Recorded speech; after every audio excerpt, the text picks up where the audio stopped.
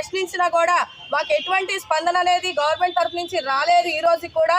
కాబట్టి మాలాంటి వాలంటీర్స్కి ఏదైతే జీవో అన్న పేరుతో అన్యాయం జరిగిందో మరి ఎటువంటి సెక్టార్లో కూడా ఇటువంటి అన్యాయం కానీ మరి ఇటువంటి మరి బాధాకరమైన పరిస్థితులు జరగకుండా అది మళ్ళీ అగైన్ రిపీట్ అవ్వకుండా ఉండాలని చెప్పి మేము డైరెక్ట్గా మేము చట్టసభల్లో చర్చించడానికి వారితో సమానంగా మేము వెళ్ళటానికి మరి ఈరోజు మేము నామినేషన్ దాఖలు చేయడం జరిగిందండి.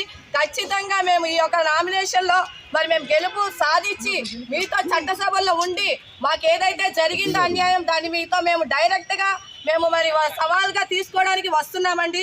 మరి చూసుకుంటే విజయవాడ మరి ఉభయ కృష్ణ గుంటూరు తరఫున వాలంటీర్ మమతాగా ఈరోజు నామినేషన్ దాఖలు చేశాను.